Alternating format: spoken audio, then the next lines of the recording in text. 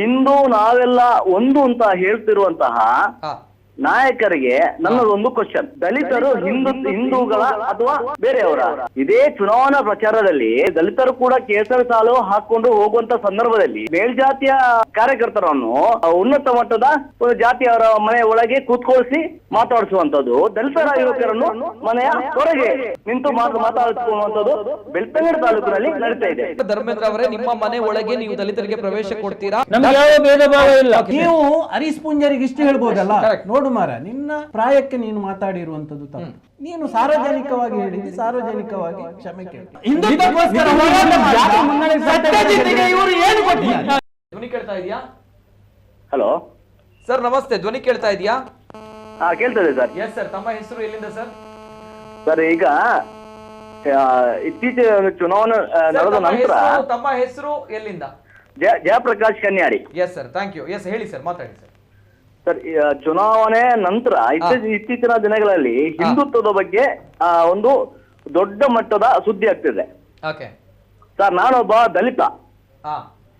ಹಿಂದೂ ನಾವೆಲ್ಲ ಒಂದು ಅಂತ ಹೇಳ್ತಿರುವಂತಹ ನಾಯಕರಿಗೆ ನನ್ನದೊಂದು ಕ್ವಶನ್, ಒಂದು ಪ್ರಶ್ನೆ, ದಲಿತರು ಹಿಂದೂಗಳ ಅಥವಾ ಬೇರೆಯವರ? ಯಾಕೆ ಅಂದ್ರೆ ಇದೇ ಚುನಾವಣಾ ಪ್ರಚಾರದಲ್ಲಿ ದಲಿತರು ಕೂಡ ಕೇಸರಿ ಸಾಲು ಹಾಕೊಂಡು ಹೋಗುವಂತ ಸಂದರ್ಭದಲ್ಲಿ ದೊಡ್ಡ ಮಟ್ಟದ ಅಂದ್ರೆ ಮೇಲ್ಜಾತಿಯ ಕಾರ್ಯಕರ್ತರನ್ನು ಒಂದು ಉನ್ನತ ಮಟ್ಟದ ಒಂದು ಜಾತಿಯವರ ಮನೆಯ ಒಳಗೆ ಕೂತ್ಕೊಳಿಸಿ ಮಾತಾಡಿಸುವಂತದ್ದು, ದಲಿತರ ಯುವಕರನ್ನು ಮನೆಯ ಹೊರಗೆ ನಿಂತು ಮಾತಾಡಿಸಿಕೊಳ್ಳುವಂತದ್ದು ಬೆಳ್ತಂಗಡಿ ತಾಲೂಕಿನಲ್ಲಿ ನಡೀತಾ ಇದೆ, ನಡೆದಿದೆ, ನಮ್ಗೆ ನಮ್ಮ ಗಮನಕ್ಕೆ ಬಂದಿದೆ. ಹಾಗಾದ್ರೆ ಸರ್, ದಲಿತರು ಯಾರು, ಹಿಂದೂಗಳ ಯಾರು? ನಮ್ಗೆ ಅದು ಬೇಕಿರೋದು. ಒಬ್ರು ಕಮೆಂಟ್ಸ್ ಅನ್ನು ಹಾಕಿದ್ದಾರೆ, ಜಯರಾಮ್ ಅವರು. ಧರ್ಮೇಂದ್ರ ಅವರ ಮಾತು ಸೂಪರ್. ಧರ್ಮೇಂದ್ರ ಅವರೇ, ನಿಮ್ಮ ಮನೆ ಒಳಗೆ ನೀವು ದಲಿತರಿಗೆ ಪ್ರವೇಶ ಕೊಡ್ತೀರಿ ಅಂತಂದ್ರೆ ನಿಮಗೆ ಪಾದ ಸ್ಪರ್ಶ ಮಾಡ್ತೀನಿ ಅನ್ನುವಂತ ವಿಚಾರವನ್ನ. ಅಲ್ಲ, ಖಂಡಿತವಾಗಿ ಸರ್, ನನ್ನ ಮನೆಗೆ ಯಾವತ್ತೂ ಇದೆ. ನನ್ನ ಮನೆಯಲ್ಲಿ ಊಟ ನಾವು ನಿರಂತರವಾಗಿ ಜೊತೆಯಲ್ಲಿ ಕೊಡ್ತೇವೆ. ನಾವು ನಮ್ಗೆ ಯಾವ ಭೇದ ಭಾವ ಇಲ್ಲ. ನಾನು ಇಷ್ಟ ಹೇಳ್ತೇನೆ ಸರ್.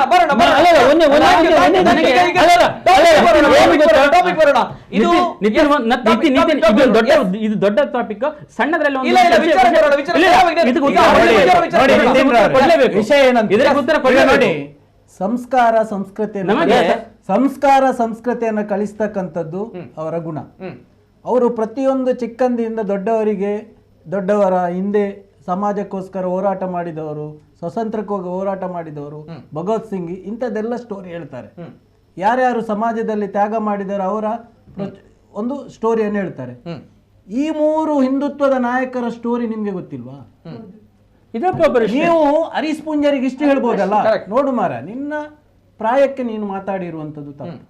ನೀನು ಸಾರ್ವಜನಿಕವಾಗಿ ಹೇಳಿದ್ದಿ, ಸಾರ್ವಜನಿಕವಾಗಿ ಕ್ಷಮೆ ಕೇಳು. ಮ್ಯಾಟರ್ ಬಂದು ಅಲ್ವಾ?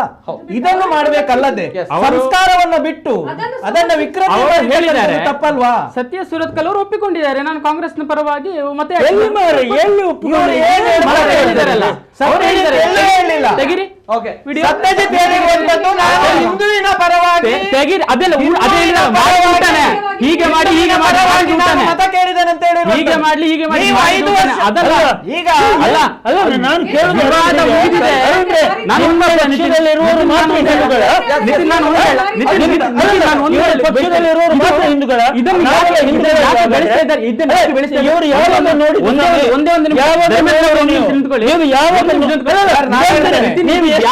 ಮಾಡಿದ್ದೀರಿ.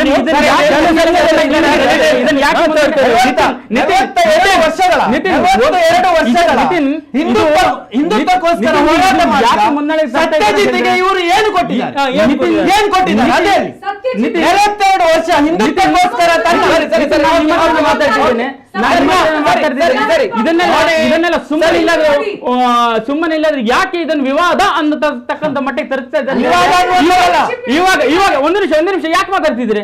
ಇವಾಗ ಗ್ಯಾರಂಟಿ ಏನು ಲಾಟ್ರಿ ಹೊಡಿತಾ ಇದೆ, ಅದನ್ನೆಲ್ಲ ತೇಪೆ ಹಾಕೋದಕ್ಕೋಸ್ಕರ ಇದೊಂದು ವಿವಾದ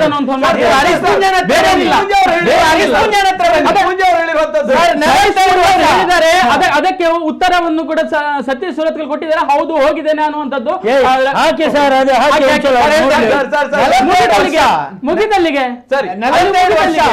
42 ವರ್ಷ ಹಿಂದುತ್ವಕ್ಕೋಸ್ಕರ ತನ್ನನ್ನು ಮುಡಿಪಾಗಿಟ್ಟು 50ಕ್ಕೂ ಹೆಚ್ಚು ಕ್ರಿಮಿನಲ್ ಕೇಸ್ಗಳನ್ನ ಹಾಕಿ ಹಾ. ಹಿಂದುತ್ವಕ್ಕೋಸ್ಕರ ಜೈಲಿಗೆ ಹೋಗಿ ಹಾ. ತನ್ನ ಮನೆ ಆಸ್ತಿಯನ್ನ ಮಾರಿ ಅದು ತನ್ನ ಹೆಂಡತಿಯ ಚಿನ್ನ ಇಟ್ಟು ಹಿಂದುತ್ವಕ್ಕೋಸ್ಕರ ಹೋರಾಡಿದ ಹುಡುಗರ ಇದನ್ನ ನೋಡಿದಂತ ಸತ್ಯಜಿತ್ ಸುರತ್ಕಲ್ಗೆ ನೀವು ಇಷ್ಟ ತನಕ ಏನ್ ಕೊಟ್ಟಿದ್ದೀರಿ?